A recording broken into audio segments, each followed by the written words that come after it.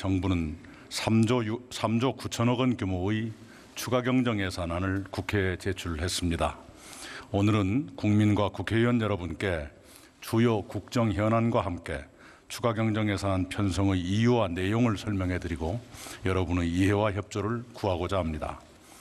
우리는 지난 겨울 평창에서 역사상 가장 성공적이고 감동적인 동계올림픽과 패럴림픽을 주최했습니다.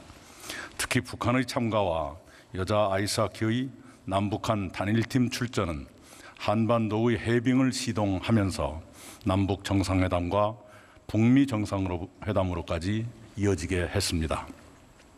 평창의 겨울이 한반도의 봄을 이끈 것입니다. 4월 27일 판문점에서는 세계의 이목이 집중된 가운데 남북 정상회담이 성공적으로 열렸습니다.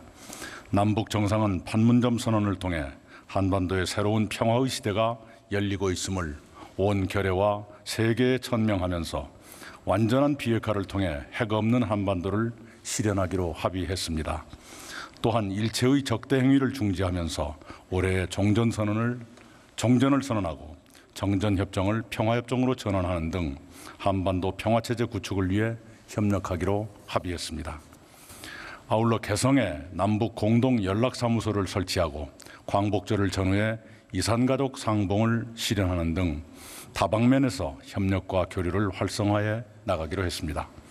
미국, 중국, 일본, 러시아를 비롯한 국제사회는 남북 정상회담의 성과를 높이 평가하고 이를 지지했습니다. 이제 6월 12일의 북미 정상회담에 대한 세계의 관심과 기대가 높아지고 있습니다. 이를 위한 중요한 디딤돌이 될 한미 정상회담이 22일로 예정돼 있습니다. 남북 정상회담, 한미 정상회담, 북미 정상회담으로 이어지는 1년의 고위 회담을 통해 민족 공멸의 불씨를 없애고 평화와 공영의 터전을 다지도록 혼신으로 노력하겠습니다. 그렇게 되도록 국민 여러분께서 마음을 모아주시고 존경하는 의원님 여러분께서도 당파를 넘어 도와주실 것을 부탁드립니다. 존경하는 국민 여러분, 국회의원 여러분, 이처럼 거대한 변화는 남북관계와 국제 기류에만 생긴 것이 아닙니다. 국내의 여러 부문에서도 변화의 흐름이 도도하게 형성됐습니다. 정부와 민간은 사회 곳곳의 잘못된 제도와 관행을 하나씩 바로잡고 있습니다. 불공정과 왜곡을 시정하며 공정과 정의를 세워가고 있습니다. 경제에서는 소득주도 성장, 혁신성장, 공정경제 등 새로운 철학에 따른 정책들을 착실히 이행하고 있습니다. 지난해 3%대 성장을 3년 만에 회복한 데 이어 올해 들어서도 소비와 투자가 함께 개선되고 있습니다.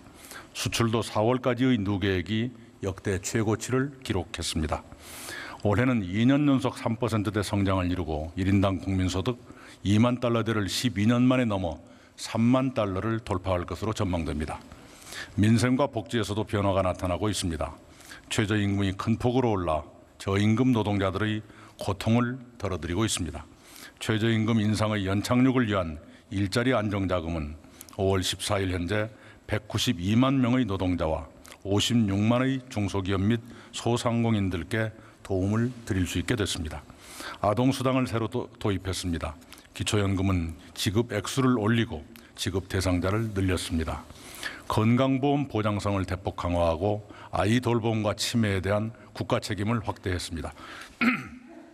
그러나 우리에게는 아직 해결되지 못한 과제도 많습니다. 소득 양극화와 출산율 저하는 오히려 더 나빠지고 있습니다. 거시경제 지표가 좋아져도 국민 개개인의 삶이 나아졌다고 말하기는 어렵습니다. 자영업자의 매출도, 노동자들의 삶도, 주부들의 살림살이도 개선되지 못했습니다. 그러나 이들 문제를 모두 말씀드리는 것은 다음 기회로 미루고 오늘은 이번 추경의 요인에 집중해서 설명드리는 것을 양해해 주시기 바랍니다.